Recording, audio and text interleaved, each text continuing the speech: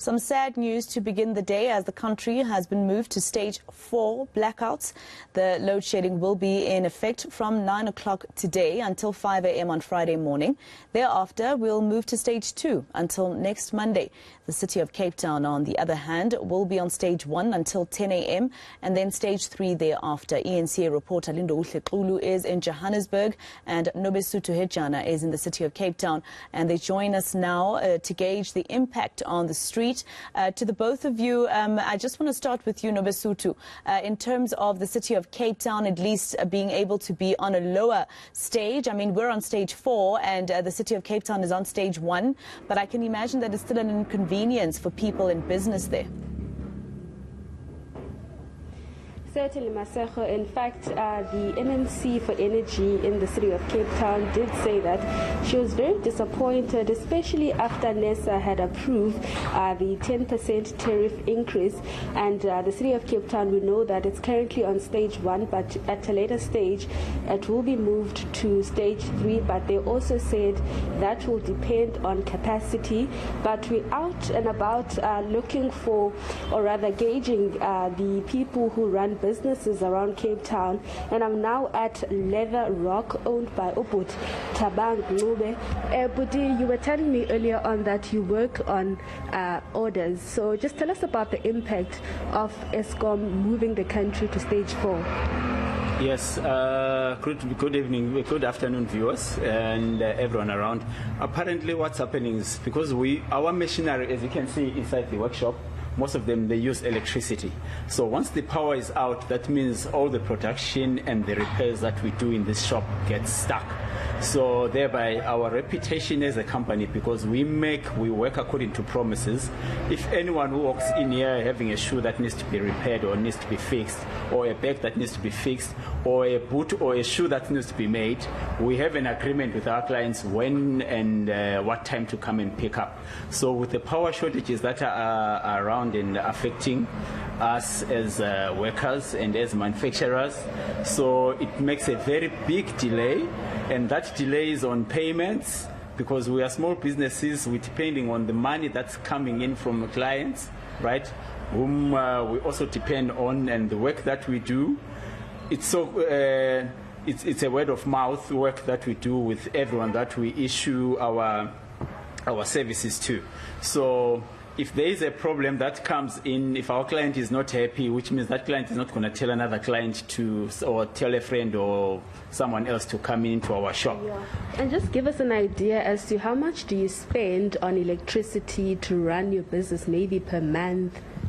Well, we spend approximately about 3,000 for electricity per month. And with the current hikes, I think it's going to be much more than that. All right, thank you very much, Tabang Maseko. That was Tabang Lube from Leather Rock here in Woodstock, Cape Town. But we do know that the MMC will, at around about 1 o'clock, be visiting other SMMEs just to gauge about the impact and what can be done. Linda, let me come to you in the city of Johannesburg, where things have to be worse. I can give you an example. I arrived at work about 40 minutes later than I had planned after leaving my house on time. But because of the rain and the stage 4 power cuts, things became worse. That's right, Maseko. Things have become from bad to worse, and this is as they announced that load shedding will be moved to stage 4. But Maseko, I can just say before we delve into what is happening around me that the roads in South Africa are just so bad that even a small rain would cause much more delays than what you would normally be driving, because we are used to traffic by now. But the escalation of that particular traffic when it comes to load shedding is something to behold. But we are in one of the busy roads here in Bears not here, where what is happening is essentially that traffic lights have been switched off because of the scheduled load shedding. Yes, the schedules have been received, but at the the end of the day, you can do nothing to mitigate against some of the traffic that you are seeing. Mind you, Masiko, while you are looking at those pictures that were far from rush hour, we've just obviously come after 10 where that morning rush hour is, but looking at how things are looking, it will be some sort of a nightmare for those that will be commuting back home, including yourself. You did say that you're traveling at quite a certain amount of time, but people will then need to brace and budget for more time in traveling back home. But these are some of the scenes that we are seeing in and around Johannesburg, and one of the things that you said quite clearly is not making it easy is the rains that have been falling throughout the morning. It's quite dry right now in terms of those rains, but looking at the forecast as well, there will be some difficulties for South Africans as they try to make their way back home. But it's something that we're seeing driving around, and if this looks like this now, tell me what it will look like when it comes to that rush hour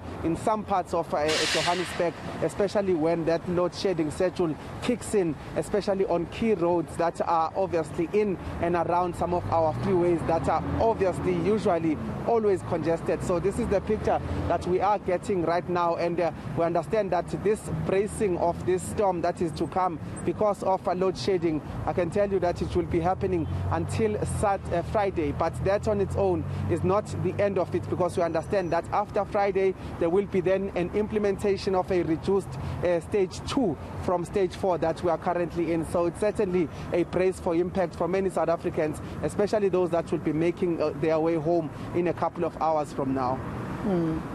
Well, it's certainly a frustrating picture out there in Johannesburg, Lindo. I mean, as you said, it's after 11 o'clock and it looks like it's 7 o'clock in the morning with the traffic that is caused by the traffic lights that are out. But let's leave it there for now. My colleagues Lindokuhle Xulu, who is in Johannesburg, as well as Nobesuthu Hejana in Cape Town.